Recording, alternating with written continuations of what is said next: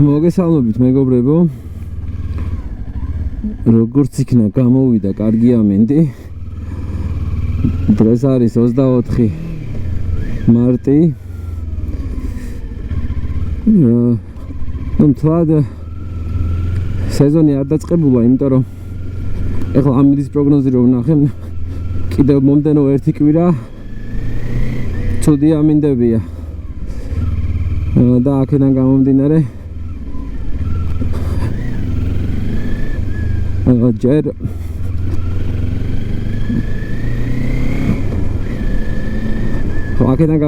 ჯერ მთლად კარგი ამინდები არ არის ახლო მომავალში, თუმცა მთლიანობაში გავიდა ზამთარი და გაზაფხულის დაიწყო და სეზონი თითქმის დადგა მოკლედ. წინ დიდი გეგმები არის. აქაც რამდენი ხალხია. აი აქ ჩავდგები რიგში. მოკლედ გეგმები დიდია, თავარია კარგი ამინდები იყოს, თავარია მშვიდობა იყოს. ნუ დანარჩენი უკვე ჩვენზეა დამოკიდებული, რა თქმა უნდა.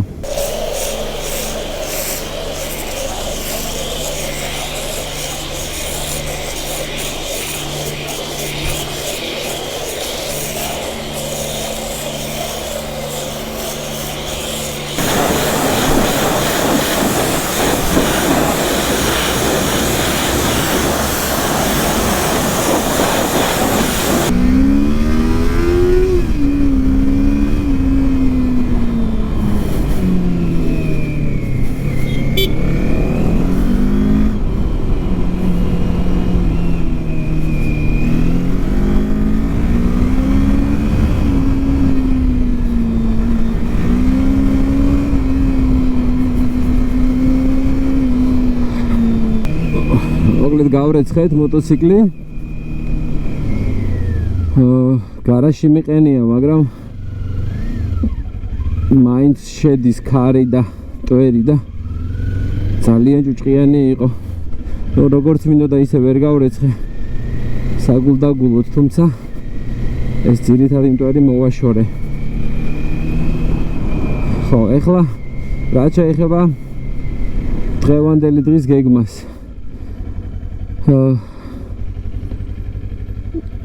მინდა რომ სურათები გადავიღო მოტოციკლის, რადგან დაზღვევას ვადა გაუვიდა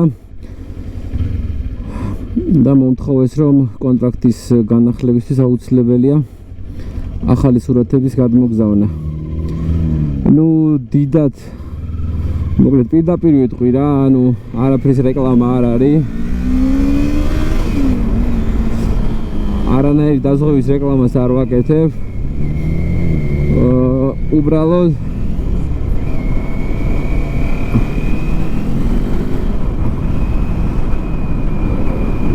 ჩემას ვიტყვი დაზღვევაზე.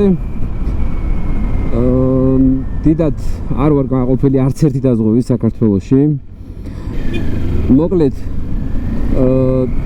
ჩემი აზრით საქართველოში ჯერ ძალიან შორს ვართ იმისგან რომ გქონდეს კარგი დაზღვევა. რასაც ქვია კარგი დაზღვევა. და რატომ ვამბობ ამბას? ნუ საკუთარ თავზე დაკვირვებით და გარშემოყოფების სიტუაციებიდან გამომდინარე ძალიან ბევრი პუნქტია გაწერილი ისეთი, რის საფუძველზეც შეიძლება უბრალოდ არ აგინაზღაურონ ზიანი. აი გავიხსენებდი მაგალითად ერთ-ერთი ჩემი მეგობარი ცხენს დაეჯახა, შემთხვევით მაგისტრალზე მოკლედ გადმოხდა ცხენი და დაეჯახა, ვერ ააცილა. ეს ცხოველიც დაზიანდა, მანქანაც დაზიანდა და სადაზღვევო მუთხრა რომ არ დავასახელოთ რომ სადაზღვევო მუთხრა რომ იმაში კონტრაქტში არ გვეწერა, ანუ 4 ფეხა პირუტყვი არ გვეწერაო. ზოგადად ხო რა, პირუტყვის დაჯახების შემთხვევაში რომ ზარალი აგინაზღაურდებოდა თუ ეგ არ ეწერაო და აქედან გამომდინარე ანუ ერთი ლარიც არ ჩაურიცხეს. ანუ ესე იგი შენ როდესაც აზღვევ, მაშინ ყველაფერი დეტალურად უნდა გაიარო 4 ფეხა, 2 ფეხა, იქ რა ქვია, ფარშევანგი იქნება თუ დრაკონი თუ ასე შემდეგ. რაც იქნება, ყველაფერი უნდა განიხილო კონტრაქტში იურისტთან ერთად, იმიტომ რომ ესე მარტივად ვერ გაიგებ. თუ იურისტის განათლება არ გაქვს და ამიტომ დეტალურად უნდა გაიარო ყველაფერი. კიდე მეორე შემთხვევა, ერთ ჩემ მეგობრის დედას მოუვიდა ესეთი შემთხვევა. ნუ გზიდან გადავიდა მოკლედ და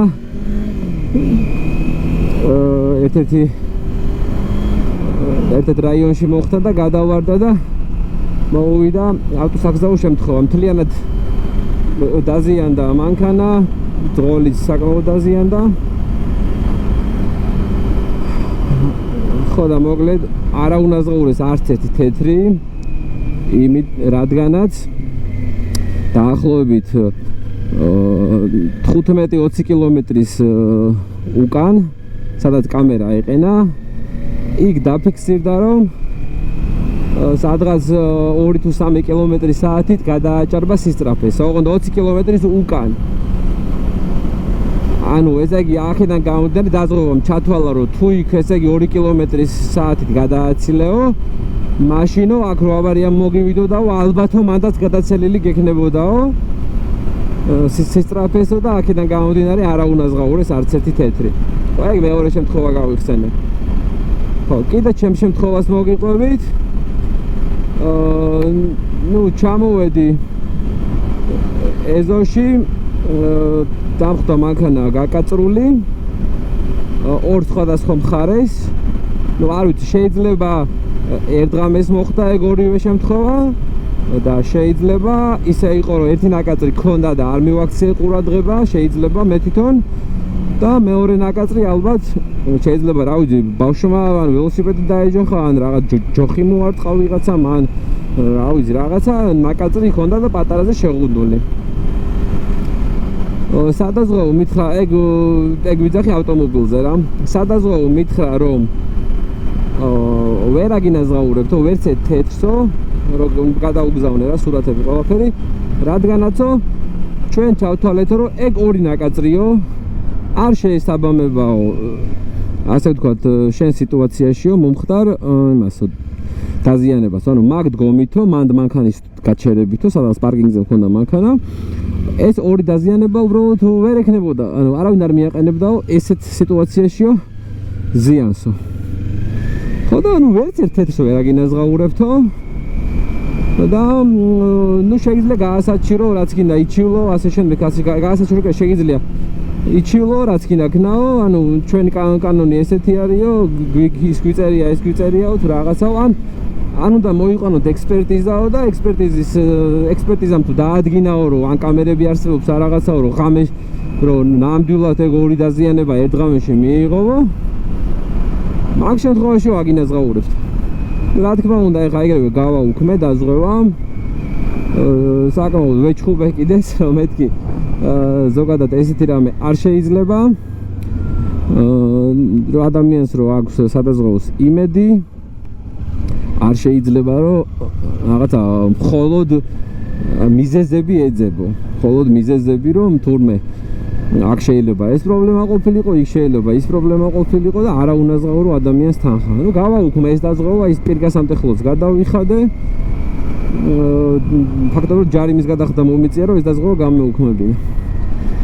მოკლედ რა, აი ძალიან ცუდი გამოცდილება მაგ დაზღვევებთან და რაც გამიგია ჩვენს გარშემოც, ასე ვთქვათ, ხო, იმაზე აღარ ვსაუბრობ, ეხა უხეშ დარღვევებზე და ეხა ჩაგეძინა და წითელზე გაიარე და ღერძულა გადაკვეთე და რა ქვია, მაგეებს უკვე ანუ მაგებზე უეჭველი არ გინაზღაურებენ რა.